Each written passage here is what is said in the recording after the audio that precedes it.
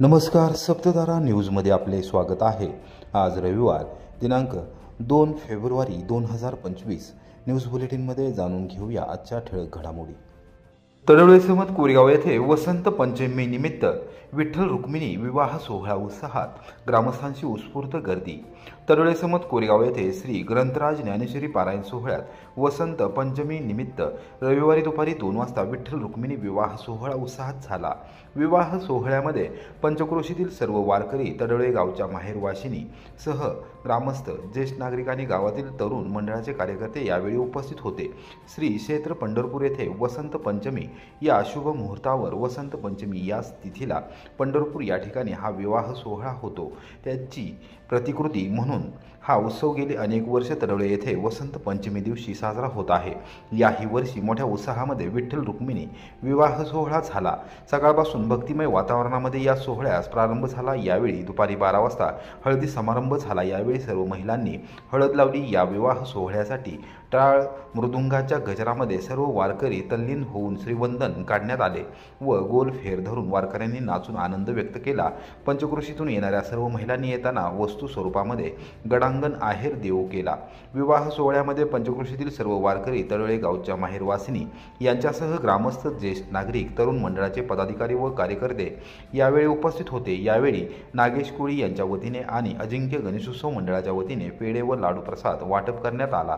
प्रतिवर्षी दिवसेंदिवस हा सोहळा भव्य दिव्य होत आहे।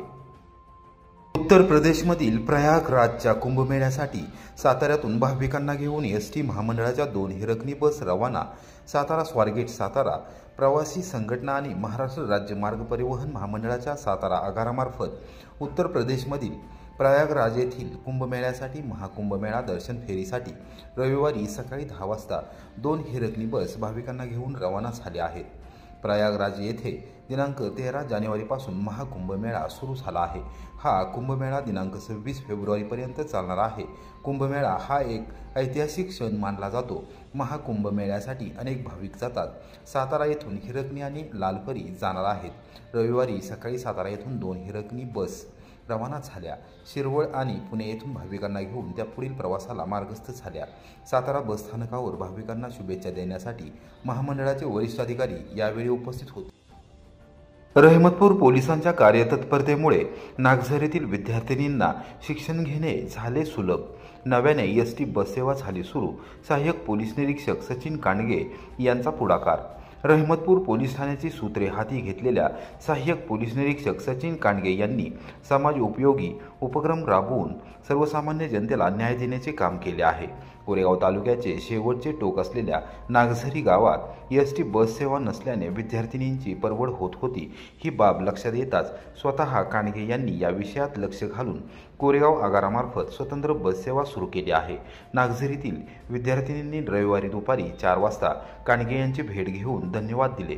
कोरेगाव आणि खटाव तालुक्याच्या सीमेवर असलेल्या नागझरी परिसरातील विद्यार्थिनींसाठी एसटी बस सेवा नसल्याने त्यांचे शिक्षण विस्कळीत झाले होते आणि काही जागरूक पालकांनी याबाबतची माहिती सहाय्यक पोलीस निरीक्षक सचिन कांडगे यांना दिली। त्यांनी तातडीने महाराष्ट्र राज्य मार्ग परिवहन महामंडळाच्या सातारा जिल्ह्यातील वरिष्ठ अधिकाऱ्यांशी संपर्क साधून विद्यार्थिनींचे होत असलेले हाल, शिक्षणात पडत असलेले खंड याबाबतची माहिती दिली आणि चर्चेद्वारे मार्ग काढण्याची विनंती केली। त्यानंतर एसटी प्रशासनाने तातडीने या मार्गावर स्वतंत्र बस सेवा सुरू केली आहे।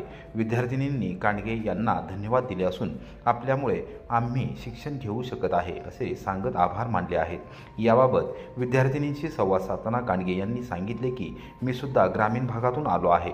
शिक्षण घेताना येणाऱ्या अडचणी मला देखील ज्ञात आहेत। या विद्यार्थिनींमधून चांगले अधिकारी घडावेत, भारत देश बलशाली व्हावा यासाठी हा छोटासा प्रयत्न केला आहे। माझ्या छोट्या प्रयत्नांना यश आले हा फार मोठा आनंद आहे। यापुढील काळात विद्यार्थिनींना अडचण होऊ नये, त्यांना व्यवस्थित शिक्षण घेता यावे यासाठी आवश्यक ते सर्व सहकार्य केले जाईल अशी ग्वाही त्यांनी दिली।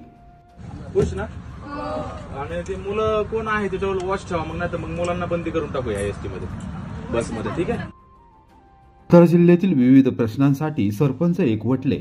सोमवारी जिल्हा प्रशासनाला सादर करणार निवेदन। जितेंद्र भोसले यांची माहिती। बीड जिल्ह्यातील मस्साजोगचे सरपंच संतोष देशमुख, मिर्झापूरचे सामाजिक कार्यकर्ते सोमनाथ सूर्यवंशी यांची हत्या करणाऱ्यांना शिक्षा झालीच पाहिजे. देशमुख आणि सूर्यवंशी कुटुंबियांना न्याय मिळालाच पाहिजे. राज्यभरातील सरपंच, उपसरपंच, ग्रामपंचायत सदस्यांना मानधन देण्यात यावे. सरपंचांना पेन्शन मिळावी यासाठी सातारा जिल्ह्यातील सरपंच परिषदेचे सदस्य असलेले सरपंच, उपसरपंच सदस्य एकवटले आहेत. सोमवारी जिल्हा प्रशासनाला निवेदन देणार आहेत, अशी माहिती सरपंच परिषदेचे अध्यक्ष तथा नागझरीचे सरपंच जितेंद्र भोसले यांनी रविवारी दुपारी 1:30 वाजता पत्रकार परिषदेत माहिती दिली. सातारचे जिल्हाधिकारी संतोष पाटील, जिल्हा परिषदेच्या मुख्य कार्यकारी अधिकारी यास्नी नागराजन यांची सोमवार दिनांक 3 फेब्रुवारी रोजी सकाळी 11 वाजता भेट घेऊन निवेदन सादर केले जाणार आहे. राज्यात ग्रामविकासासाठी अव्याहत सक्रिय योगदान देणाऱ्या सरपंच परिषदेने अनेक प्रश्नांवर आवाज उठवत राज्य आणि केंद्र शासनाला अपेक्षित काम केले आहे. सरपंच परिषदेने सरपंच संतोष देशमुख यांच्या हत्येनंतर मस्साजोग येथे राज्यभरातील तब्बल 500हून अधिक सरपंचांनी देशमुख कुटुंबियांची भेट घेत आधार दिला आहे. या प्रकरणी न्याय मिळवून देण्यासाठी सोबत राहण्याची ग्वाही दिली आहे. सोमनाथ सूर्यवंशी यांच्या मिर्झापूर येथील घरी जाऊन त्यांच्या कुटुंबियांना आधार देत कायम पाठीशी असल्याचे सांगितले आहे. त्यांना न्याय मिळवून देण्यासाठी सोमवारी निवेदन सादर करणार असल्याचे भोसले यांनी सांगितले. सातारा जिल्ह्यातील सर्व सरपंच, माजी सरपंच सदस्य यांना विनंती आहे, सरपंच परिषदेने उद्या सोमवार दिनांक 3 रोजी 11 वाजता जिल्हाधिकारी यांना विविध मागण्यासंदर्भात निवेदन द्यायचे आहे. तरी सर्व सरपंचांनी उपस्थित राहायचे आहे. सरपंच संतोष देशमुख आणि सोमनाथ सूर्यवंशी यांची हत्या झाली, परंतु जो तपास सुरू आहे तो अतिशय धीम्या गतीने आहे. त्याचा फास्ट ट्रॅकवरती तपास करून गुन्हेगारांना शासन झालं पाहिजे. जो अन्याय झाला संतोष देशमुख आणि त्यांची जी हत्या झाली ती अतिशय क्रूर पद्धतीने झाली आणि त्यामुळं या ठिकाणी गुन्हेगारी वाढत चाललेली आहे आणि सरपंचावरील या ठिकाणी राज्यामध्ये हल्ले सुरू आहेत. या ठिकाणी गुन्हेगारांना शासन होत नाही, त्यामुळं या ठिकाणी गुन्हेगार मोकाट झालेला आहे आणि कायदा काही करू शकत नाही असा गुन्हेगारांच्या मध्ये समज झालेला आहे. आणि हाच समज दूर करण्यासाठी आणि शासनाला जाग आणण्यासाठी, शासनाला कायदा सुव्यवस्था सुव्यवस्थित करण्यासाठी या ठिकाणी सर्व सरपंच आपण एकवटलेला आहोत आणि सर्व सरपंचांनी, आजी माजी सर्व सरपंचांनी या गोष्टीसाठी एकत्र येणं काळाची गरज आहे. या ठिकाणी तसेच मानधन 7 महिने झालं सरपंचांना मिळालेलं नाही. मानधनाचा विषय खूप गंभीर झालेला आहे. वाढीव मानधन तेही मिळालेलं नाही आणि त्यामुळं सरपंच मंडळीमध्ये असंतोष आहे.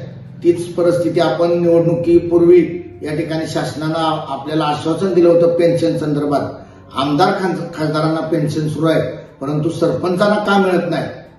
विधानसभा, लोकसभा आणि ग्रामसभा 2 सभेला तुम्ही सर्व सुविधा देताय आणि जो खरोखर ग्राउंडवरती काम करतो त्याला तुम्ही उपास ठेवलेला आहे. म्हणून या ठिकाणी जिल्ह्यातील आणि राज्यभर सरपंच परिषद पुणे महाराष्ट्राच्या वतीनं आंदोलन आम्ही उभं करणार आहे. मला सर्व सरपंचांना जिल्ह्यातील एक विनंती करायची आहे.